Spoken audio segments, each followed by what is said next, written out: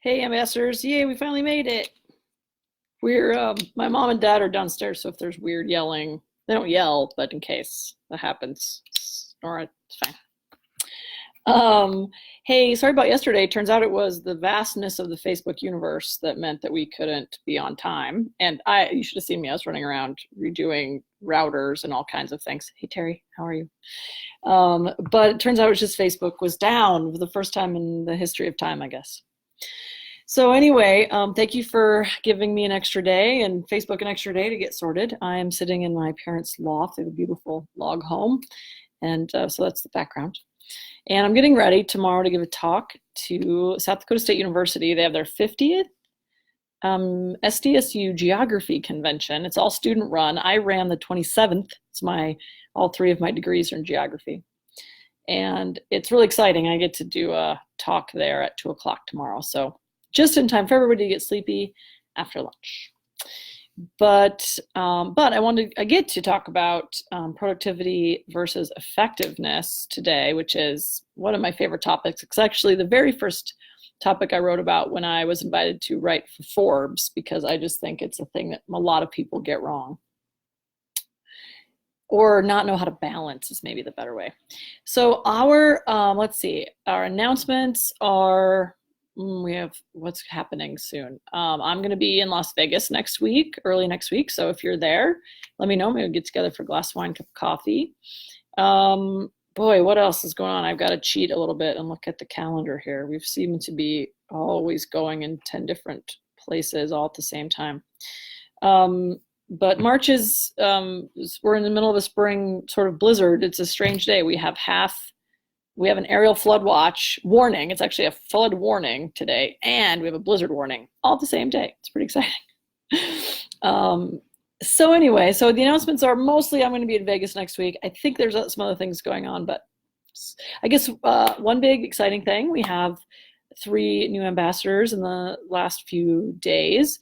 One new one, Jennifer Eggers. She is actually getting our IX Ambassador Facilitator training. So that's for folks that all of you are considered ambassadors. You've all listened to us speak, have been involved in our community for a long time. If you actually want to facilitate, so if you want to go out and you want to train people or go to your company and train people, if you want to do that, then we have an additional at an additional fee. We have an additional training for you, so you can go off and be an IXAF, which is a facilitator, and then you get to go and train our stuff either internally to your own organization or externally. So Jennifer's joining us this week as she's pursuing that certification. So we're super excited about that and all of the other 2 new people that we have. So welcome. I'm really excited to talk about productivity versus being effective. Now, for some reason, there's no such word as effectivity. I don't know why. There should be. But so the interesting thing is that it really struck me a few years ago that productivity, like having a list, I'm surrounded, I'm sitting at my mom's desk, she has a list of lists. Here's a list of my lists, things to do, what to do. And we all live by the calendar, right? So the interesting thing about living by the calendar, having a list, checking things off, have you ever added something to a list to cross it off? I do that all the time. Like, I'm going to clean the house today, which doesn't happen very often. And I make a list of what I'm going to do. Well, then I do something else and I didn't have it on the list, so I write it on there so I can scratch. We do that because we get a dopamine hit from being productive. We get, literally our brains feel happier. It's almost like a drug. Sometimes we feel like that's why people get in this habit of working late or not leaving work, or because if we feel like we're getting things done and we're checking things off our list, we actually get a brain hit from that. And so it's really an interesting dynamic, because even for those of us who aren't orderly, right? So I want to make sure that I make that point with the culture types, because I'm a chaos culture type. I'm a fixer, and I'm a little more organized than some fixers, but by and large, I'd like to do things that are different every day and a little more chaotic. And so for me, but I still get that dopamine hit of getting things done. So it's really what keeps us going, keeps us doing things. We're sort of trained by our biology to want to accomplish more things. So that's really exciting. Now, we all know people that aren't quite as motivated by this. Maybe they get a different dopamine hit, but that's not what we're talking about today. The other thing today is, so the opposite, not really the opposite, but the corollary to that is being effective, because as you know, we can fill our days with things to do, but that doesn't necessarily mean we're being effective. Like social media is a perfect example. Some people, I see people all the time saying, well, I'm going to get off social media because I just waste too much time, or I don't feel like I'm in control of my time on social media. Well, the interesting thing is I spend time on social media, but when I do, it's usually about work or reading about how someone else sees an issue, or here's someone's struggling with an issue that I have, so how are they fixing it? Or, I really use social media as a tool. Yes, your time can get away from you. That's certainly true. But I usually use it to think about, oh, well, LinkedIn is a tool. I can see how other people in the culture space are doing their thing. How could we work together? How can I connect with people about what they're doing? So I really use social media as almost a productivity tool, but it's really about being a little more effective. So when you're an entrepreneur, let me back up. I left being paid as a W-2 employee, as an employee of a big organization, and went to work for myself. And I'm used to, well, I'm getting paid for my time, so I'm going to get work done, fill up my day. And then when I went to become an entrepreneur working for myself, I can be busy all the time, every day.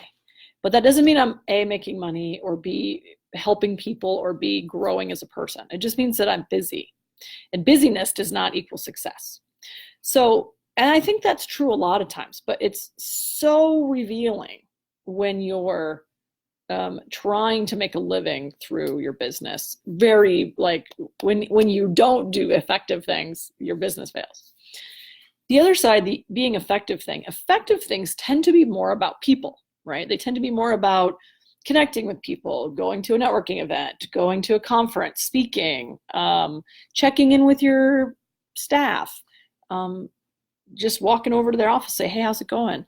Inviting them to lunch, whatever that might be. Because being effective is about growing and building and supporting your people, and your people either close to you or at large in the community, or whatever your space is. Maybe it's at church. So being effective is much more about things that aren't quite as, they're a little more nebulous, right? They're not quite as specific. They're not quite as I can cross it off the list. It's about making sure everyone's doing okay, making sure people are thriving, making sure people can support. If you have people who are orderly, making sure that their life is less chaotic. If you have people that love chaos, giving them a new project, like thinking about those things and creating effective people around you and for yourself is really vastly more important sometimes than getting things done off your list. And so it's really a challenge, because we've been trained to get things off the list, to get things done. But what that means is we tend to focus on the things we know we can get done in whatever little time window we have, instead of how can we be more effective? How can we make a bigger impact? Because often productive things are less impactful, generally speaking. It was an interesting conversation I had actually there's a woman, there's a coach who does, what's the word? Mindset work, energy work, mindset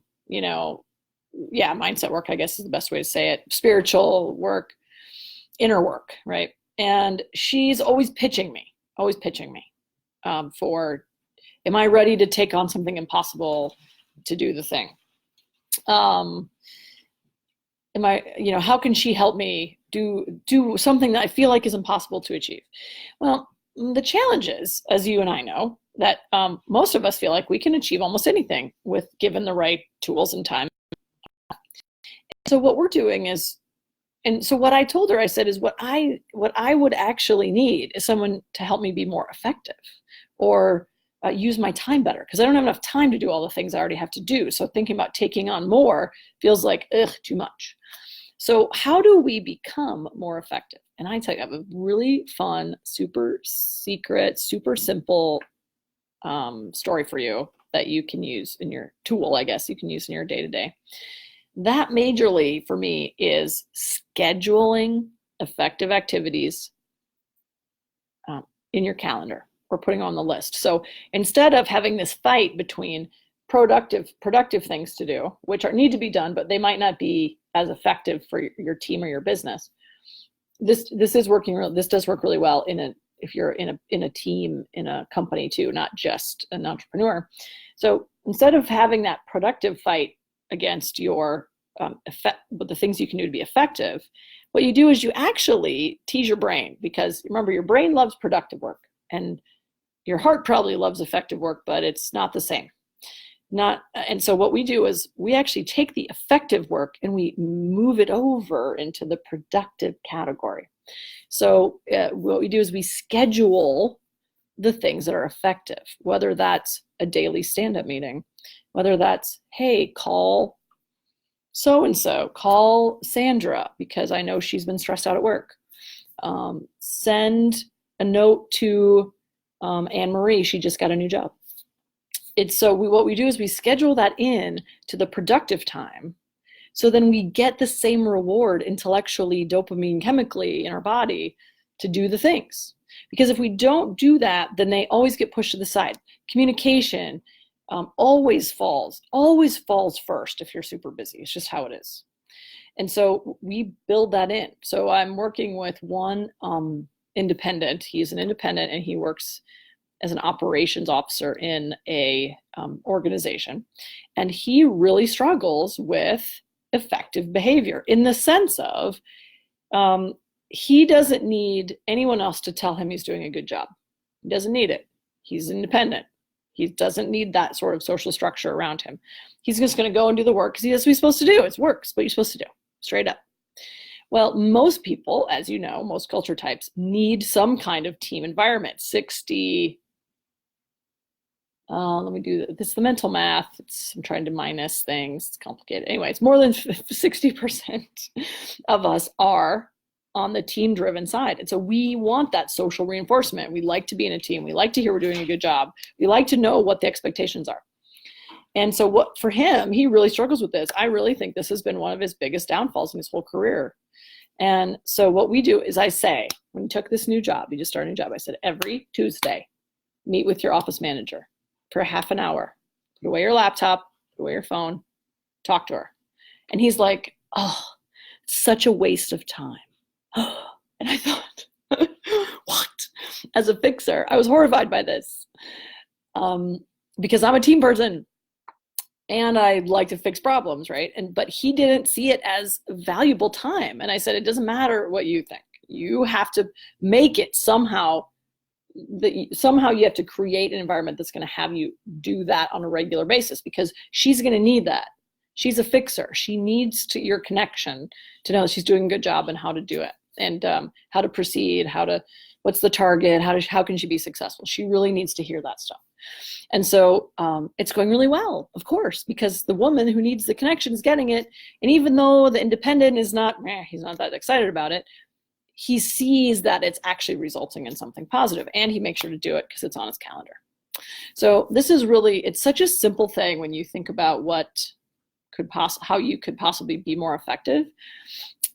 That's one very, very simple and obvious way to do it. And it's worked so great. It's so exciting that something so easy can be so effective. I guess the other thing we see people struggle with is what are the effective things and what are the productive things. So what are things you can do to be more effective? And that really, there's a couple ways to think about that. For our business, we are focused on revenue. We're growing our company. We're focused on helping more people. I mean, let me be clear. That's really what it's about. How many more people can we help? And then, but the tricky part is how can we not only help more people, but I hear these, they're talking downstairs. We're helping more people, but what drives the business and allows us to help more people is to sorry,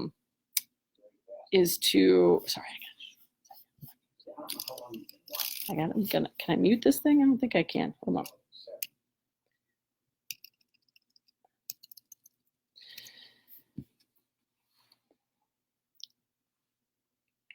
What was I talking about? Oh, how do you determine whether you can be effective or not, or what the effective things are? So the first thing you have to do is think about what's actually going to move you? And I guess that's what I was talking about, was the revenue piece. We have to have revenue coming in to both pay our people and to continue to grow, right? To reach out to more and more people. So whether that's marketing, whether that's going to conferences, whatever that looks like, we need the revenue so we can help more and more people and grow our company. So that's what we're focused on right now, and love it or hate it, that we have got to focus on those things. And so the most effective thing we can do for our company right now is to grow, is to grow clients, is to grow ambassadors, is to grow facilitators, is to grow all those things. So that's what we focus on. There is very little we do that is not that. And there are some things that need doing. The more productive things, like getting the audiobook done, the website, all those sort of productive things. Well, a lot of times we hire experts to do that because, frankly, we're not that great at the productive stuff, always. So the other side of it is, so for you, what are your goals? What's the big driver for your team? What's the big driver for your organization? What's going on there? And so what's going to motivate you? And that's really, really a key thing to think about, is what's the most effective thing to do for your team? Now, maybe it's getting work done. Sometimes that's true. If you have a role that is literally, if I write 17 lines of code today, that's what's going to make my team successful, then sometimes you have to do that. But don't forget that the communication, the working with your other team members, the checking in with how people are doing, whether you are a leader in title or internally, it doesn't really matter. That's how you're going to actually get things done. All of us work in a team environment, almost all of us. And so we all need to be thinking about how can we make the team more effective. And so that part's really hard because we always tend to lean in to the productive stuff. Well, I know I can get this done in this amount of time. And sometimes it feels like a waste of time, right? For orderly people, for order tolerant people, a lot of times it feels like, hey, I'm going to go in and talk to April for an hour today because I know she's been on her own for a couple days and her husband's out of town and she's probably going crazy being home alone with the kids. So I'm just going to go talk to her, make sure she's doing okay. That feels like a waste of time, but it's not really. If you take a step back and look and say, okay, these are the things that need doing. But April, if she's having a bad day, means that her work's going to suffer, the team suffers, then how can I help? So it's really tricky, especially for the order tolerant folks among us who we know and love, to actually break out of some of that. And so that's really another great reason to make those effective things productive. So if it's, hey, I know April's going to be out of town, or April's husband's out of town, I know that stresses her out. The next day, put a half hour on your calendar that says, check in on April and see how she's doing. So it does take a little practice because our tendency is to just do productive work. And so the checking off the list thing. So let's see, what else? I'm going to check and see what the list was. Anyone have any questions? While I'm just checking to look at the poll and see what they had to say. By the way, Meg is off in Southern Florida with her daughters. They have a short spring break they're celebrating, which is very fun. And that's cool.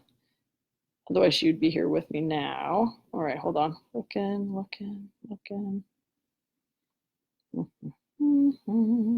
I was in New York earlier. That was super fun. Okay. So what habit changes can I make to become more effective and productive? So we talked about that a little bit. Habits are tricky. And so I think, again, I mean, the habits to be more effective is sometimes here's another good hint that I figured out for me. Now, this might be different for you, but my brain works way better in the morning.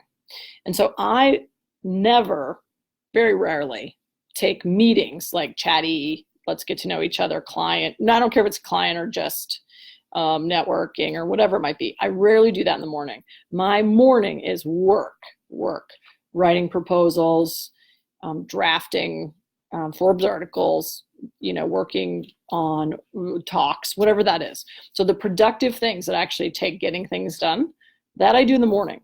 And then I try to focus all of my effective time in the afternoon because frankly, my brain is not as agile and focused in the afternoon. And so I might as well leverage my good brain time in the morning. So Meg loves to go work out in the morning. And there's a hot yoga session I could go to at 8:30 or 8, I forget. But the hard part about that is it's right in my mental sweet spot. Like if I work out from, let's say, 8:30 to 9:30, and then I get home, I shower, then my whole day is shot in the sense of my brain power, because all of that good brain time has been lost. So I tend to do productive stuff in the morning and then focus the effective stuff in the afternoon. So that's one habit you could get into. Start being self-aware of when you're really great at working, and then focus on the effective things during alternate times. The other piece that I did when I worked in a very large organization is there was one gentleman I loved talking to. We had some things in common, but we didn't hang out outside of work. And so I would pop around his office about 8:30 in the morning or whatever the time was and just chat for 10 minutes every so often. But I knew when he'd be in his office. And so if you can, and to this day, I still communicate with him. We haven't worked together for a really long time, but that's created a connection for us. And so sometimes it's also knowing when everyone else is available too, right? But for me, on a day-to-day basis, I tend to pile my work in the morning, and then in the afternoon, then we do, like, this is scheduled for the afternoon for us. Other things, like I do a Pilates workout, a one-on-one reformer workout every week. That's at 2:00 in the afternoon on Thursdays. And so I try to do that kinds of stuff in the afternoon.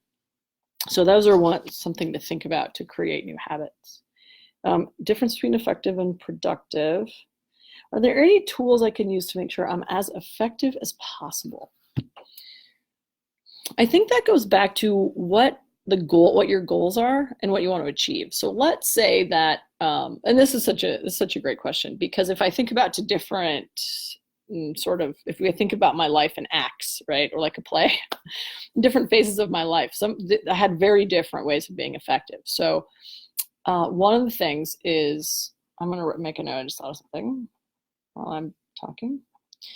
One of the times I was, one of the phases in my life, I was getting my PhD. I was getting my PhD full time. I was teaching a class for Penn State while I was taking classes myself. I was working full time at the same time, or working as many hours as I could. And I only got paid for as many hours as I worked. So it was like kind of crazy. I was working I'd get on the 7:36 bus from my apartment, and I would work until midnight every night. And that's how I spent my weekdays. Now, in some ways, this was not that effective because I wasn't nearly as focused at 6 p.m. at night as I was at 8 a.m. in the morning. However, just being in front of the computer all day, I managed to get everything done I needed to do, even though it wasn't 100%. But to be effective for that role meant I had to put in a lot of hours on my job, and I had to actually get things done for my classes, and I actually had to be prepared to teach. And so I really had to be focused on the productive side. So in that sense, it was almost more important to focus on the productivity in order to actually get done what I needed to do. Being effective was much harder, in the sense of, in some ways, being effective was those human connections. And frankly, I kind of failed at that miserably. Like my boss back at the US Geological Survey, in my old science job, we really had this huge disconnect, and I ended up leaving his project years later. Well, after I returned back to my home office, I ended up leaving because we no longer had that connection anymore. My personal life disintegrated during that time, so I wasn't being effective as a partner. And so there's a lot of things that I failed to do. I was hella productive. I got all kinds of things done. I got my PhD in 2.5 years, which is freaking unheard of. But being effective from a person perspective, I was pretty miserable at. And so that was a big lesson for me. It helped me also figure out how to throw myself into the productive thing in a way that didn't have to sacrifice the effective stuff, whether that's internal or external teaming. So that's just sort of a lesson from my background about how I wasn't good at the effective stuff. One thing that popped into my head is millennials. So, and the reason they pop in is Meg and I actually have this really interesting, a little bit of interesting different perspectives on how this works on work, because from my perspective, it's you work until the job is done straight up. And then when you're done with that, there's other things waiting for you to do, right? There's more things we have to do than there is time. There's no time. And so for me, it's what can I get done in the time I have? Straight up. I mean, it's productive, but it's also effective. We're really pretty good at, okay, I need to call this person, I need to talk to this person, I need to attend that luncheon. We have all that scheduled. But I think if it's 10 o'clock at night and I have some energy, I can get something done, right? Now, in her mind, she's an elder millennial, technically. She's one of the oldest sort of millennials in that generation. But even though she doesn't like to claim millennial status, she likes to claim Gen Xer status. But one major difference between how I work and how she works is that she feels like if she gets the job done in 3 hours and she can be done, wow. And not that she doesn't see that there's more work to do, but she gets in her mind that to be effective is to get your stuff done as quickly as possible. And then you get to do other shit. And so it's really interesting, this dichotomy between sort of just working, filling your time, filling your 8 hours, and what's actually going to get you to the finish line. And if you get there faster, then who cares?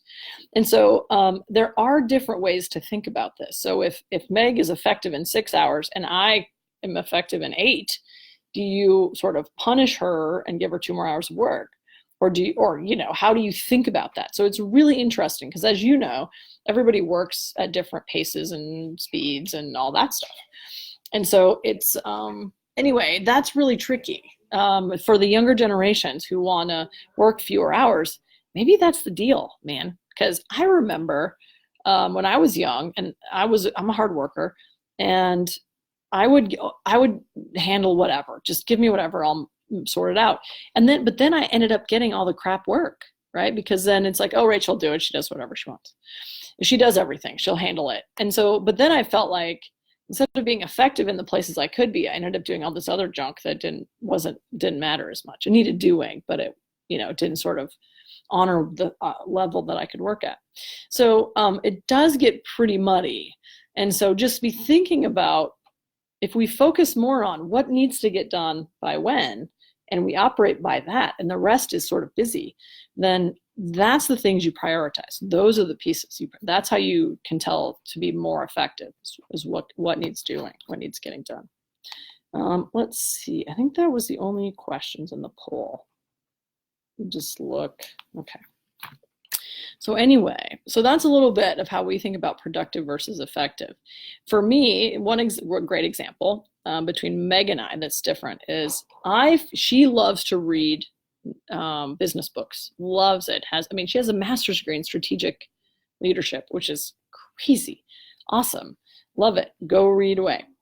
But I never feel like I need to read a whole book. I rarely read a book front to back. I usually read the front chapter, skim the rest, read the end, done. Then I'm out.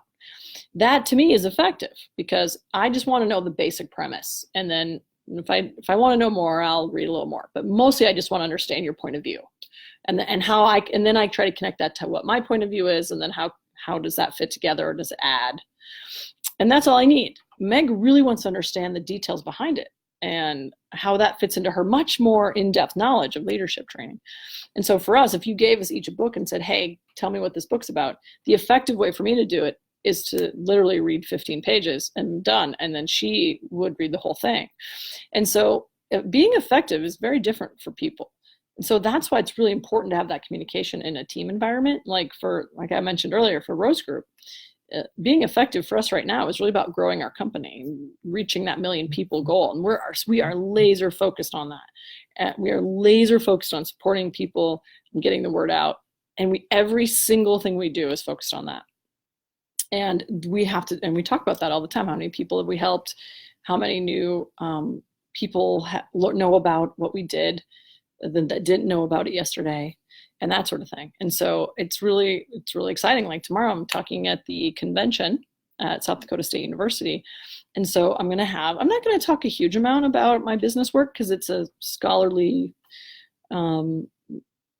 environment or convention, but I'm going to tell them enough for them to understand why I'm passionate about it, why I love doing it, and how that connects with what I did before.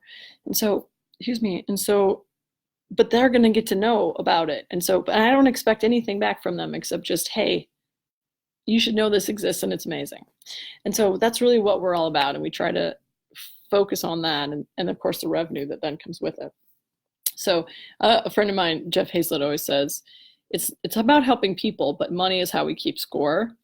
And I don't really need to keep score in the sense of comparing myself to other people, but it is a way that you can for us to maintain how you're doing compared to how you need to be doing.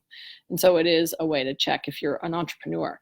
If you're in a team environment, it's really more about hitting goals in a way that resonates with your team and your company and your organization, and what's effective to do that. And a lot of times that's helping each other out, having each other's backs, being in it together.